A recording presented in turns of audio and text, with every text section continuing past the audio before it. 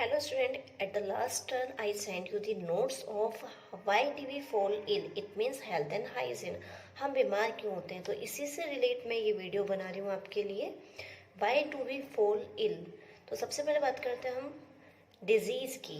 It means health की, यानी कि what is health. Health is the individual characteristic by which any human body can be physically, mentally and socially well being. यानी कि अगर कोई इंसान socially, mentally, physically well being है, that is called health. WHO ने ये definition दी है.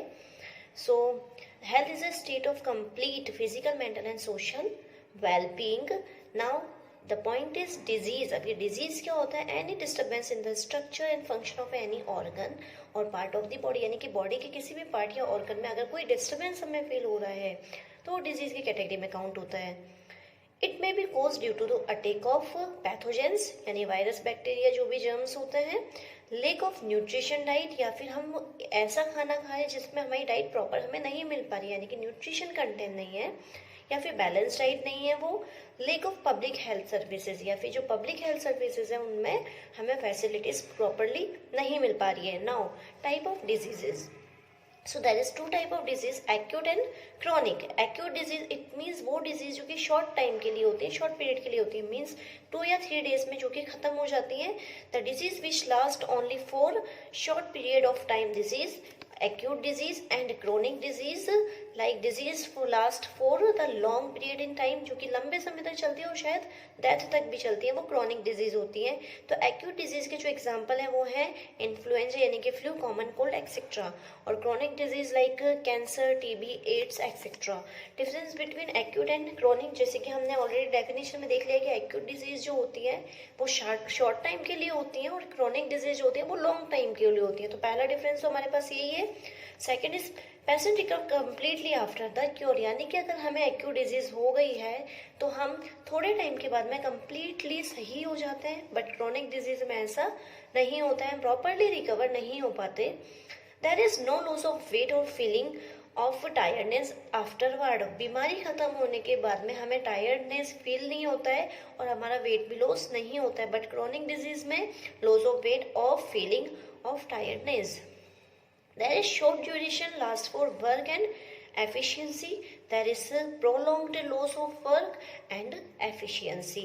Causes of disease, यानी कि जो disease है वो किस वजह से हमें हुई है तो उसके बारे में हम स्टडी करेंगे. Causes of disease like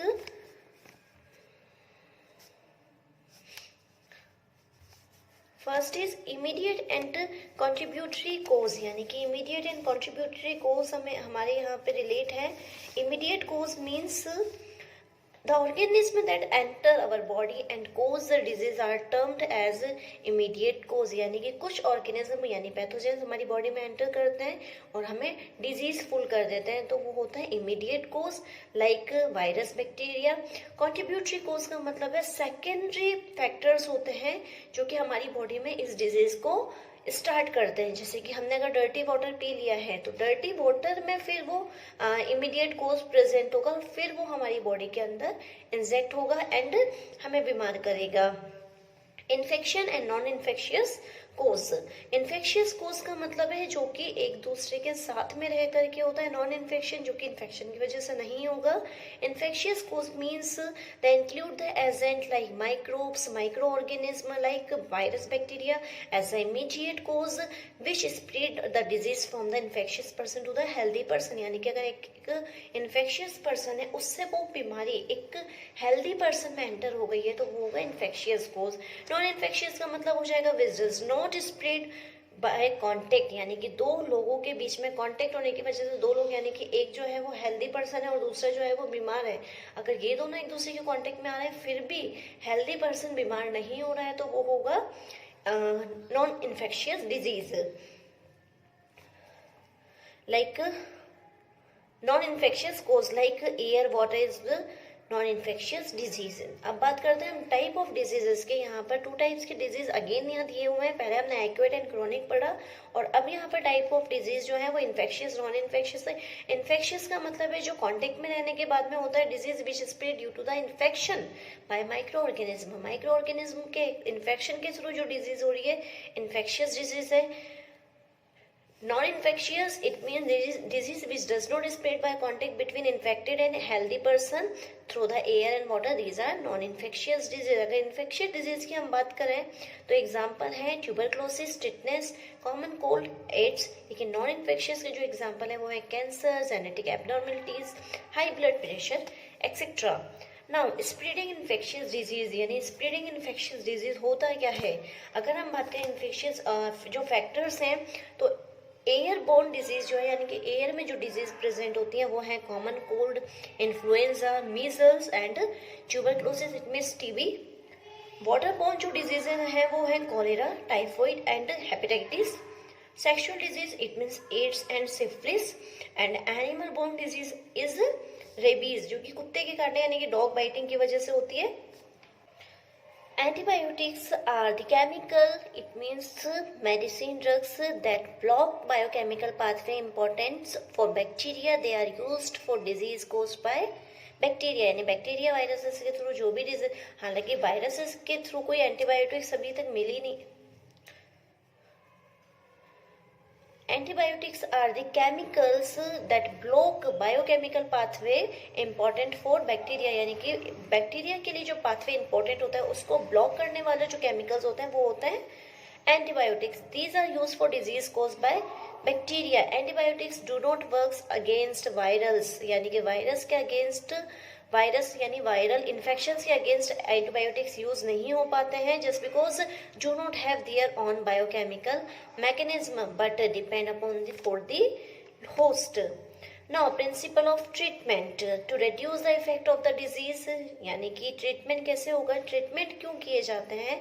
तो ट्रीटमेंट होने का फर्स्ट रीजन है to reduce the effect of disease, यानी जो बीमारी हो गई है उस बीमारी के इफेक्ट को कम करने के लिए ट्रीटमेंट दिया जाता है by taking medicine to bring down the effect of the disease like fever, pain etcetera. By taking complete rest to conserve the body's energy, body की एनर्जी को कंजर्व करने के लिए, फीवर और पेन से फ्री होने के लिए ट्रीटमेंट जरूरी होता है.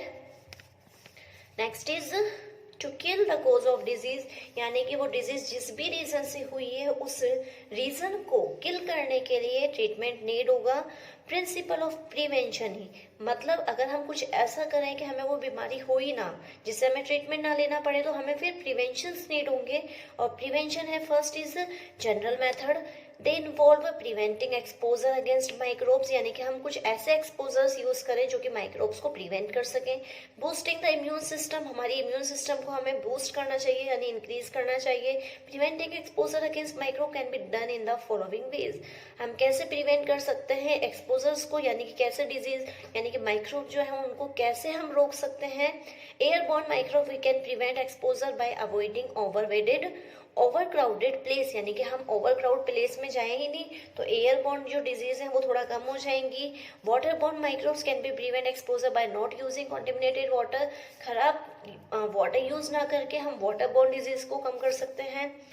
फॉर वेक्टर बोर्न इन्फेक्शन, अगर वेक्टर बोर्न इन्फेक्शन है we can prevent exposure by providing a clean environment, यानी हमारे आसपास का जो एनवायरनमेंट है वो एक क्लीन एनवायरनमेंट होना चाहिए.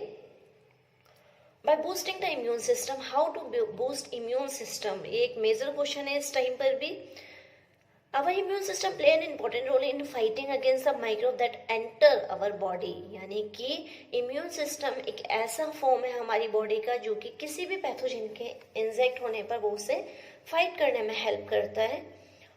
Strengthening the immune system can help the preventing many diseases. Proper nourishment, यानी कि हमें एक proper nutritionalized डाइट लेनी चाहिए, healthy डाइट लेनी चाहिए that include all the necessary nutrient as well as vitamin and mineral is necessary for better function of immune system, यानी कि हमारी डाइट के अंदर हमें proper protein, proper carbohydrate, proper lipid, it means fat plus vitamin and mineral का use करना चाहिए.